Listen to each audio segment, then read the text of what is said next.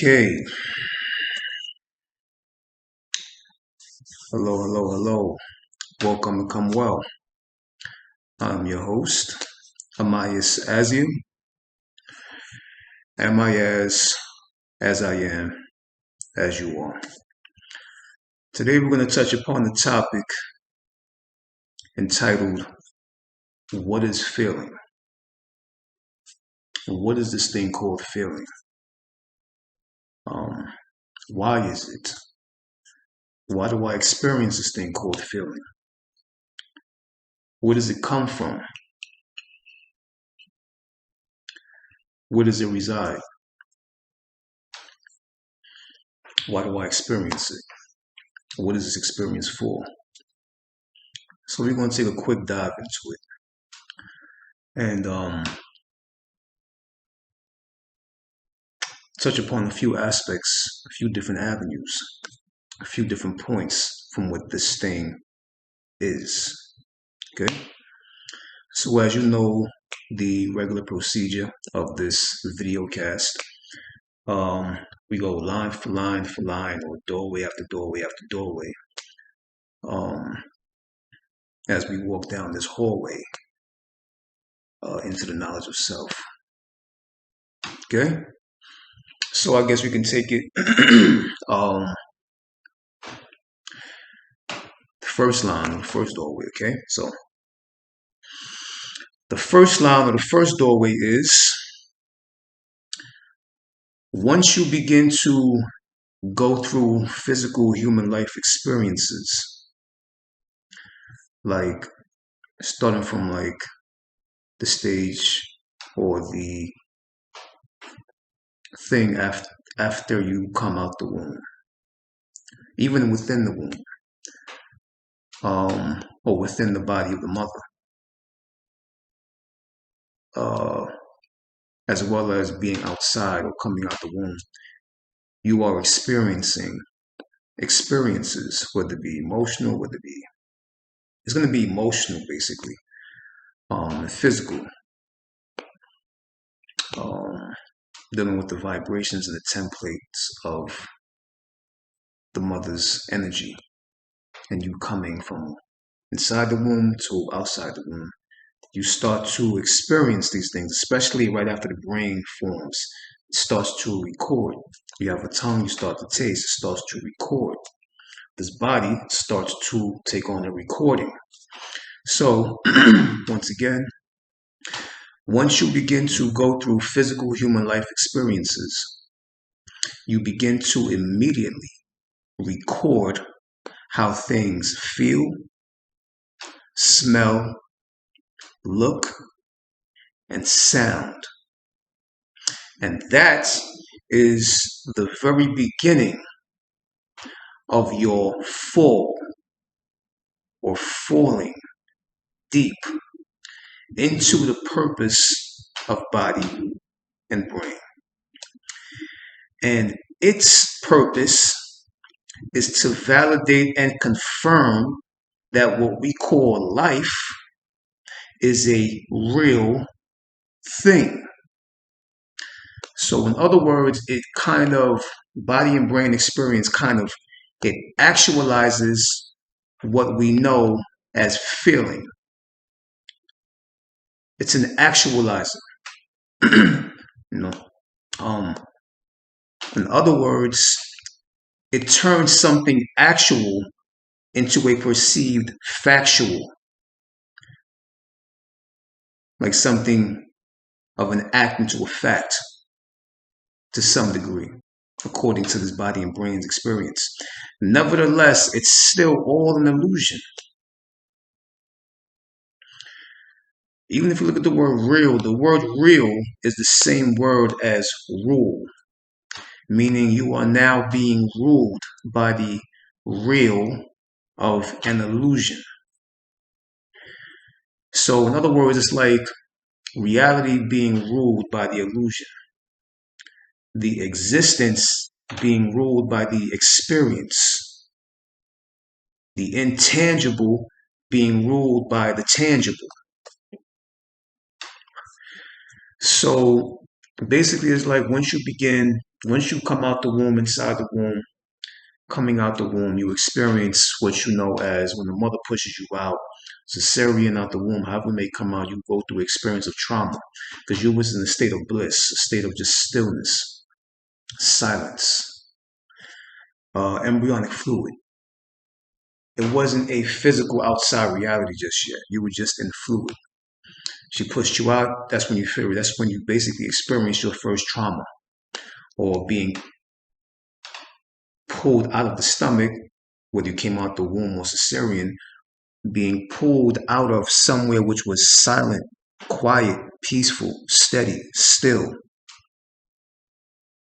into a reality based upon noise, sense, feeling, touch, contact. Your body or this embodiment started its very process of the experience, and the experience carries on signatures of feelings or feeling. This body can feel, these hands can feel, everything is of feeling. So it's like just understanding at the very beginning of this, you start to go through the understanding or the experience of feeling. Not the understanding just yet, but the experience of feeling. You're feeling, being felt, being felt, feeling. And this communication goes back and forth, back and forth, back and forth. So you're going through an experience of just feeling. Your mother holds you, you felt love, or you felt warmth, or you felt care. You feel things, you're feeling toys, you're feeling food, you're feeling the floor, you're feeling, yourself, you're feeling people, things, objects, things happen around you. You're going through an atmosphere of just feeling, interaction, react, response, feeling off of that, something off of that. Your parents fighting, maybe came across something, whatever it may be, traumatized you to some degree as a child. Feeling. So, what I first want you to understand is that once you, like I said before, once you begin to go through this physical human life experience, you begin to experience feelings immediately. But why? This body is, I guess you can say, in other words, it's a blank tape or blank disc or blank CD. And it's just here to record. It's here to record an experience. And feeling keeps it alive. It imbues it, keeps it alive, it imbues it. It makes it say, I am here. This is real. Where I'm at, this is real. And that happens for a reason, because things have to happen here to keep your attention here in this reality while you presently exist within it. And this body is known as a vehicle of recorded feelings and recorded experiences that come with the collection of feelings. So this is number one, what is feeling? This is what feeling is about, first and foremost, and where it primarily starts to derive from. Okay, so you go through experiences of feelings, feeling and feelings, not by choice, and then you go through experiences of feeling and feelings by choice. Okay, just want to make that first and foremost understanding of what we're going about with this video. The reason why I said it turns something actual into factual, because this body, this illusional body, this illusional vehicle, which doesn't, I call it illusional because this body disappears, which means it disintegrates, goes to rigor mortis, deteriorates. Only thing left is probably bones, nails, and hair. So we know that this body is impermanent. That which animates this body, which is known as spirit, is a permanent thing that derives from a more innate permanency of what we call the soul. But that's a whole nother different understanding. But the thing which animates this body, and the thing that is moving this body in front of you right now, is what we know as spirit, or what is also known as Suspiria. There's a movie called Suspiria where you see people just dancing. It looks like ballet, and it was an old movie that came out in the 50s and 60s, I think, if I'm correct. And it came back out again in the 2000s, and it's called Suspiria. And you see people moving and animating and dancing. It's like ballet. It's like a whole bunch of just people dancing or just moving in certain awkward ways or abstract ways, just moving their joints and their limbs. And this is supposed to basically make you understand that what we call spirit or Suspiria is, or spiratu, is just the thing which is animating this body. Okay, so that is more close to what you truly are at a more foundational, fundamental understanding, primarily what you are, from a primary point of view of understanding of where we derive from and where we appear to be right now. Okay, so but this body is an actualizer. It actualizes to factualize, to make things a certain kind of fact in a certain way, to make itself a fact. Oh, this is actually happening. I'm actually here. This is actually real. I'm actually experiencing these feelings. I'm actually going through these things. And it has to be that way because it has to substantiate itself. It has to validate and confirm itself that it is here. And that this here that it is at is real. And it makes it real by going through feeling, experiences, and experiences with feelings. So once again, this is a recording, an act into a fact, according to its understanding, the brain and body and brain, and it has to root itself here.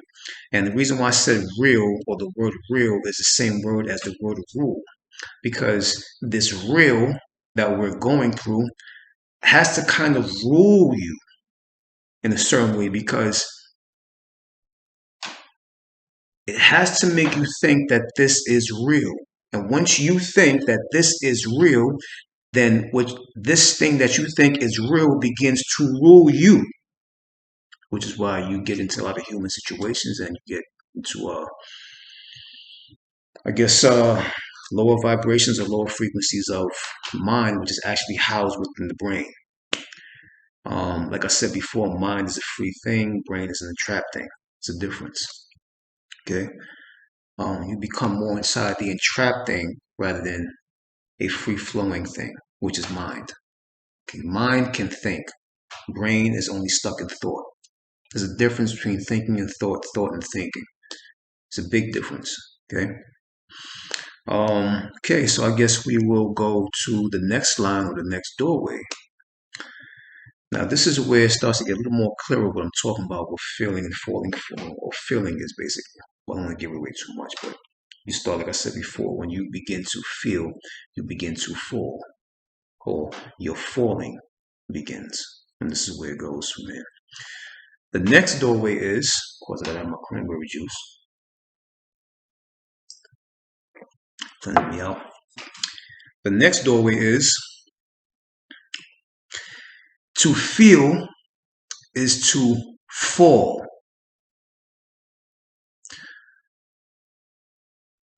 To fall, as you fall, to feel is to fall. But what are you falling into? To fall is to fill. Understand? To fill is to fool. And to fool is to fail. But understand, to humanity or to humanly fail is to spiritually succeed. Meaning an opportunity for awareness to occur or surface itself to the mind and frontal lobe of the brain, which, in other words, is an opportunity for the mind, body, and brain organism to learn. So you see, it's like every imbalance within you seeks to become neutralized by the phenomenal occurrence of what you call awareness. So to feel something, to feel an experience as this body is validating, confirming itself in this real reality that it thinks it exists in. When you feel, when you begin to feel, you begin to fall. You fall into the body. You're not the body. So when you begin to feel, you begin to fall. As you begin to fall, you begin to fill. Fill. As you begin to fill, you begin to fool. You're fooling yourself. And as you become a fool, is the beginning of your failing. But the failing is also an opportunity to win. If your awareness is present when you begin to become a fool and begin to fail. See, when you begin to feel and you begin to fall into the body more, deeper into the realms of the body, or the engravement, which is what we call gravity. This is gravity underneath me. This is an engraving vehicle, engravement. You begin to fall deeper into the engravement because you're feeling, you're making this body more valid. You're confirming this illusional vehicle. When you feel, you radiate, you emanate from this body forward and onward and outward. This body becomes more alive. It feels like I'm here, I'm real, I'm important. You know, I have a reference. I'm here. When you're feeling, because you're going through the nerves, you're going through the chemistry of the body, the biology, you're waking up everything in the body, so it makes you more anchored within the body. So that's why I say when you begin to feel, you begin to fall into the body. And the word fall is also related to the word flaw. This is a flaw. Flaw. You are a flaw by nature. This human body is a default and a flaw by nature, which is why you are stuck to the floor. Floor.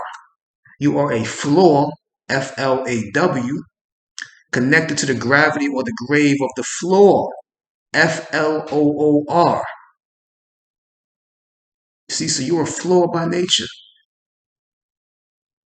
in this human vehicle, in this physical vehicle, which means you are imperfect in this physical vehicle. But prior to this and beyond this physical vehicle, you are perfect. And perfect just means you are what you're supposed to be as you are, not as an identity or a personality or a person or an individual. No. Just whatever you truly are beyond this physical, third dimensional, illusional reality. See, so to humanly fail is to spiritually succeed if your awareness is present. Because as you begin to feel and fall and fill this up and fool yourself and fail yourself, if your awareness is present, you come to the awareness and say, oh, I get it.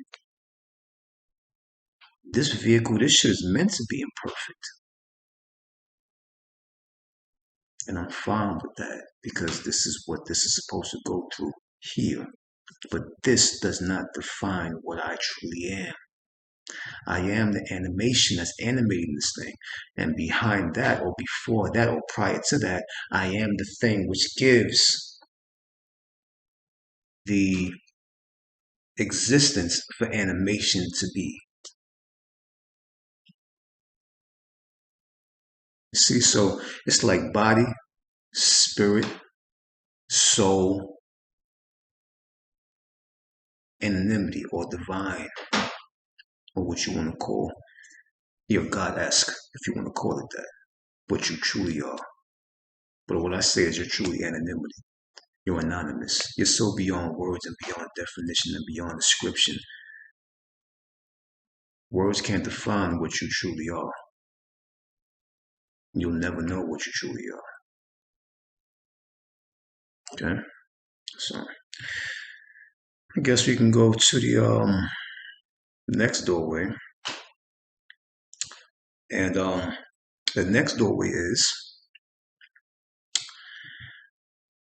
or let's say this, something personal. I said one day someone asked me if you had to define God, or if you believe in God, if you had to define God, Amayas, what would be your definition of it? I said, hmm, okay. God is a pervert. And he looked at me and was like, what do you mean God is a pervert? How would you even say that? Why would you say that? I said, well, if what we know as God is everything in existence and everything in experience, both organic and inorganic, created and recreated, built, structured, grown from the ground, etc. If it's all things and all things is it, and what all we do is come in contact with all these things, whether it's eaten, whether it's touched, then all this thing called God does is touch itself. No matter what we think we're doing, because it exists through us, and we are basically an embodied medium of its connection to itself. So I can touch this laptop right now. I can touch everything. I can touch this. I can touch this couch. I can touch these books. This is just an example of it touching itself, which is once again dealing with feeling, which is the medium thing. I'm feeling the books, feeling the couch, feeling the shirt, feeling the glasses, feeling this laptop, I'm feeling the screen. If everything is the creation and the creator itself, and all it's doing is feeling itself, this is why I call it a pervert. But I was just saying that just to give it kind of a personality and to make the conversation a little colorful and humorous. And it took it a little personal, but nevertheless, it was an interesting conversation, funny to say the least. Basically, I'm just saying it's all about feeling. It's feeling itself. It's feeling itself out. Whether I grab an animal, an insect from the ground, touch water, touch fire, feel the air, feel the earth. This is a realm based upon feeling. It's not something that is bad, that is good, that is pure, that is evil, that has nothing to do, that's neither here nor there. Doesn't mean anything. This is just what this realm is based on. It's based upon feeling. The more you feel, the more you fall. Because you're getting attached to that which you are coming in contact with and touching. You're becoming attached and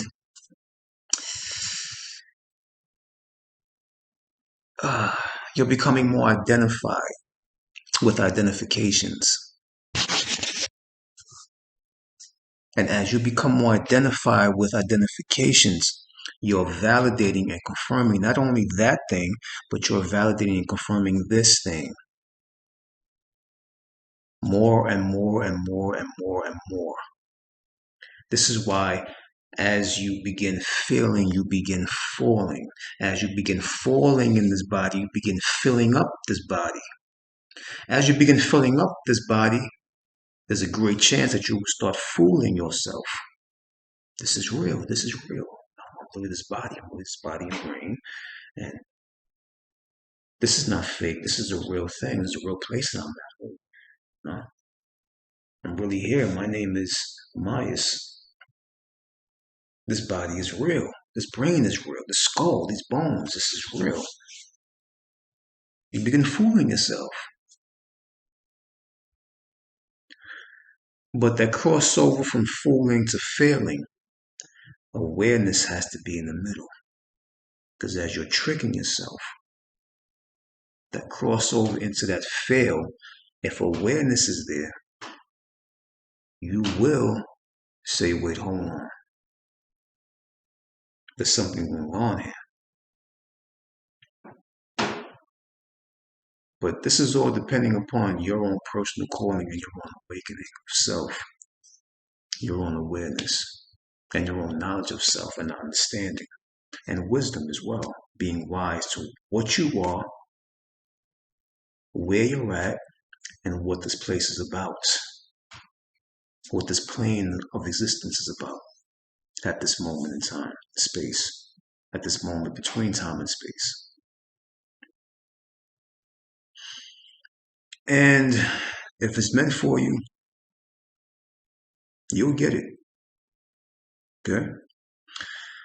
The next doorway is have an equal or more percentage of awareness when the presence of feeling arises within you. Because without awareness, you fall deeper and deeper into the illusion of the body and life. And once that happens, you become more distant from the existence of your life or your liveliness. True life, not life, live. Being live, a live thing, and your liveliness, you become further and further from the reality of the existence of your true liveliness. And from this point, you dive deeper and deeper into the dimension of memory, into the dimension of record, into the realms of past, and into the element of time. So, like I said, have an equal or more percentage, an equal or more percentage of awareness when the presence of feeling arises within you, when the presence of feeling arises within this.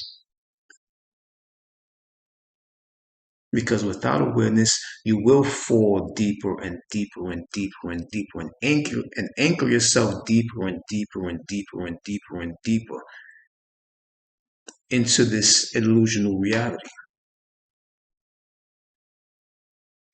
And that's not wise according to this path.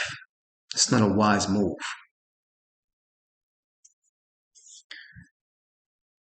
You want to remain afloat, not an anchor. You want to remain on the surface of the seas, not the anchor which falls deep to the bottom of the seas, the ocean floor.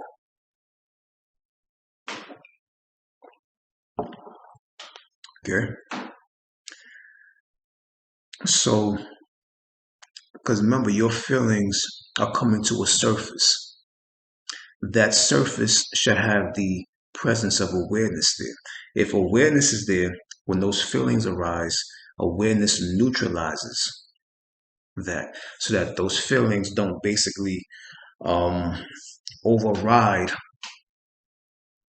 your awareness and enlightenment of self. Feelings are only there to identify that you're somewhere. But understand that if you're somewhere, you're actually, since this is a paradoxical reality based on polarity, if you're somewhere, you also have to acknowledge you're nowhere. Or your somewhereness, you also have to acknowledge your nowhereness. If I'm somebody, I also have to acknowledge my nobody. And this is what awareness does. It neutralizes. It doesn't let it override, it neutralizes it back. Nothing overrides it, it neutralizes it back. It keeps everything mutual. And it keeps you in this middle pillar. I'm not more to the left than I am to the right. I'm no more in, I'm no more out.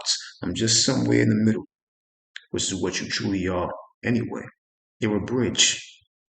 Truly. Call this a body, whatever. I call this a bridge. I call this a medium. I'm neither here nor there.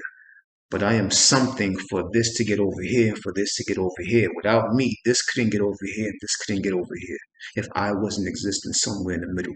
So that's the whole understanding, is remaining in the middle, regardless of what experiences and feelings you feel and thoughts that you compose and history that you accumulate and past that you gather. It's not to stay neither here nor there. It's just to remain somewhere in the middle, somewhere anonymous, somewhere unknown.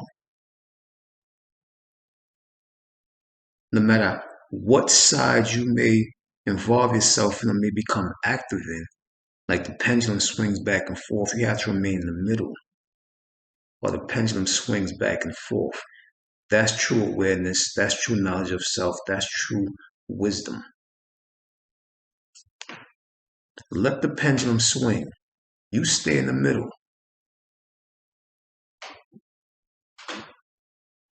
And that's what this whole understanding is about as you go through these experiences of feeling. And this body is here to experience feeling.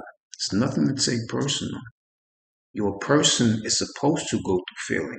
Your personality is supposed to go through levels and dimensions and experiences of feeling and feelings with different people and different experiences, different atmospheres, different situations, different circumstances. But you remain here.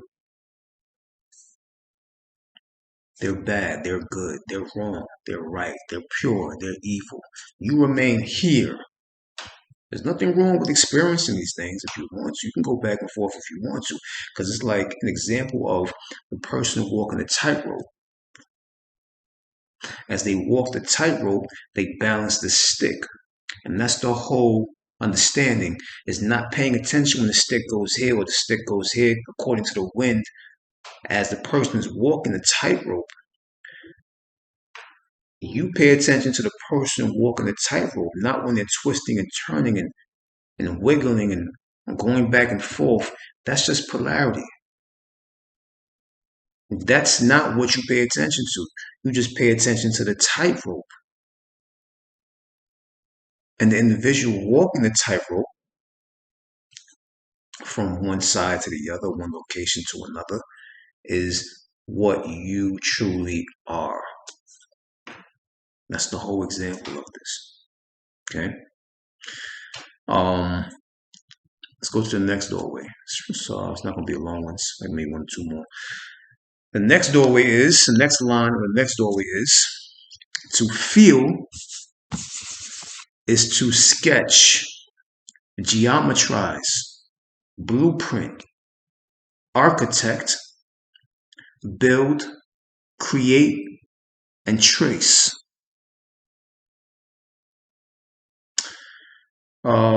A specific surrounding atmosphere around your illusional atmospheric orbit in order to have things orbit you. But why? To imitate the atomic structure or structuring and operational functioning that your illusional structure is made of and made from. As we know, according to the atom, the nucleus is surrounded by protons, neutrons, and electrons, circling this circle or this dot in the middle. And this is why you touch things on the outside. This is you touching things on the outside, around you, in front of you, behind you, on the side of you, in front of you, above you, underneath you. All this is to validate to you and this body and brain that something is around me, something surrounds me. I put my cranberry juice over here. I put my my books over here. I put my books over here. I'm sitting on the couch underneath me, but it's also behind me. I have a ceiling above me and the floor underneath me. I have a window to my right. I have windows to my left. I have a wall in front of me and the wall behind me. I have a ceiling above me and the floor once again under me. I'm surrounding myself. I'm orbiting myself. I'm giving a surrounding atmosphere that circles or substantiates or validates my atmospheric orbit of myself. No matter how I function or how I operate and move in this reality, I'm mimicking and imitating my atomic structure. And the same thing that you're doing. This is why when I touch something, it's actually sketching. I feel something. Me feeling it and identifying it and validating its identification is a sketching of a certain kind of understanding. As I sketch it, I geometrize it. I give it a certain kind of geometry because this is a certain kind of square. My laptop is square, so I'm saying this is a square. And a rectangle, if I want to say. Then I architect it. Now, when I architect it, I'm giving my mind that this is a square and a rectangle in front of me. This is a round table in front of me as well, that the square and rectangular laptop is on. So I'm starting to architect it. I sketch it. I give it a geometry. I blueprint it because I'm starting to see shapes around me, a square wall behind me, two square pictures behind me, this rectangular kind of looking couch, these square rectangular books, square rectangular laptop, square rectangular windows. So I start to sketch, geometry, blueprint, architect this reality from around me, or this reality around me, from basically, and that architect comes from the unconscious archetype of me, the unconscious archetype of you. Then I begin to build, create, and trace. I'm doing all this while feeling, just by feeling things, just by feeling. I'm creating a reality around me which really isn't around me. But because I touch it, make contact with it, and feel it, I validate and I confirm it to be. Because it can't be, nothing can be without me. I give life to it. I give it permission to exist. I give it acceptance to exist within my experience. If I don't do it, it cannot be permitted to be. So I build, create, and trace. I outline. I touch the outside borders of it because I'm tracing it. Not just this and build and create. I also trace when I touch the outside of my shoulders or the outside of my arm or the outside of my head. I'm tracing it. I'm outlining this thing because I'm touching the outer borders of it, or where the boundaries are at of it, of this creation. So to outline is to give an outlining to enclose that thing inside of an orbit of its own reality in order for it to be real to me and real to you. You see, so all you're doing is basically when you touch things outside of you, in front of you, behind you, inside of you, above you, underneath you, you're creating an orbit just like the atom is. The atom creates its orbit by what? The nucleus creates its orbit by what? Protons, neutrons, electrons. And this is how it creates its own reality. Of course, in the process, after atoms are built, it creates molecules, and molecules create compounds according to science and physics. And enough group of atoms, or enough atoms around each other create a molecule. A molecule, or enough molecules that creates itself, creates compounds, that creates a structure, which is what we call third density or third dimensional. But it all comes from an illusional structure, which is nothing but a dot or something in the middle. And that thing, even in the middle, doesn't even exist because that itself is also translucent or transparent or invisible. So, what are you really? And what are you doing? What is this? What am I? Who are you?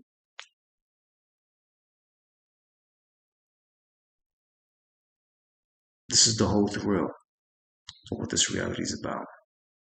Okay, so let's go to the next slide. The next doorway is time, experience, and shared space validates and confirms the illusion of feeling. And the more that feeling or intense feeling is present within you, the more it embeds itself deeper and deeper into your psychology, biology, and physiology. From your macro to your micro. Because all outside experiences and interactions seeks its way to get to the most deepest innate aspect and insidious source of existence within you. That's why emotionally based relationships can become so addictive and obsessive very, very easily. Like I said, once again, this body came here to experience nothing but contact, touch, feel, sensation, memory, and record. This is what this body came here to do. This is what my body came here to do. This is what your body came here to do. The same thing. Like I said, time, experience, and shared space. Isn't this what you do in a relationship with your mate or your significant other? Or your wife or your husband? Your boyfriend, your girlfriend?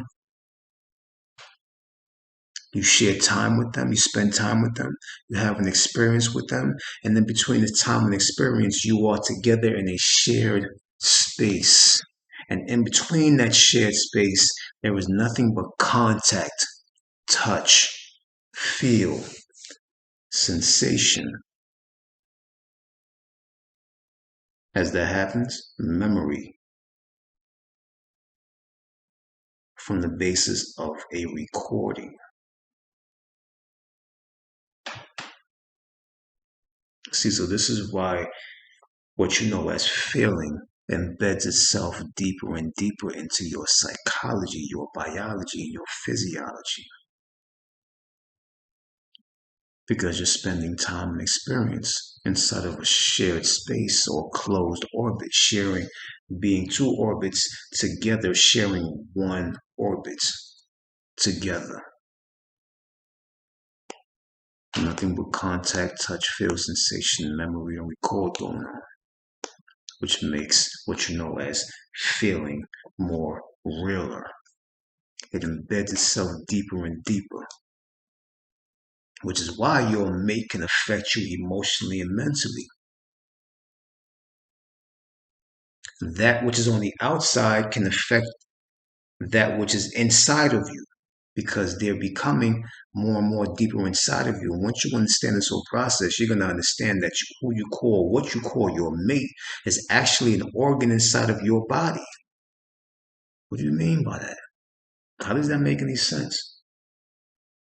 Well, when you lose your mind, when you lose sense of self or out of your mind or become insane, why do you become sick or mentally ill? If they truly exist on the outside of you, how can they affect what is inside of you unless they truly reside here, metaphysically and spiritually? You think they exist outside of you, but they actually exist within you. That which is outside of you is validating something which is inside of you. Unless you know that, you're always going to be affected on the inside. Which is why I say she or he is just a projection of your needs, wants, and desires. An energy form which turned itself into a physical form because you are a physical thing in order for you to interact with it. It has to become something familiar to you in order for you to touch, contact, feel, sensation, and create an experience with it. And have an experience with it as an experience itself. See? And once you take it from this understanding, you get to understand who are the higher rulers of this reality and the lower rulers of this reality. Like, make an example, the lower rulers of this reality is brain, taste buds, and your sexual organ. The brain deals with thoughts, past history that may drive you insane if you can't let go of that which no longer exists. You have a hard time. You have difficulty letting go of something which no longer exists anymore. Why? It no longer exists. Let it go. You don't let it go, you're not going to see the present or that person in the present moment for who and what they truly are. Everything is in a constant state of transformation. How are you going to be witness to the transformation if you're holding on to an old form, which he or she may no longer even be in this present moment? But you're never going to see that. You're never going to witness that. You're never going to come to realize that because you have no realization of self. And then you have the taste buds, which is the second rule. The first rule is the brain. The second rule is the taste buds. Food, flavor, flavonoids, addiction. You get addicted to flavor. This is also your second ruler. It keeps you here. Your third ruler, or the bottom rulers, or the lower four rulers, is your sex organ. That deals with sensation and release. So you have 3 lower rulers of your 4 according to feeling. Brain, thoughts, past history, taste buds, flavor, flavonoids, addictions, and your sex organ, sensation and release. And once you start to identify these rulers of this reality, of this physical reality, that will be your liberation to release from these lower rulers, which govern your fall from the deriving of what we know as feeling. It derives from feeling, taste, coming in contact, touch. These things start to rule you if your awareness is not present.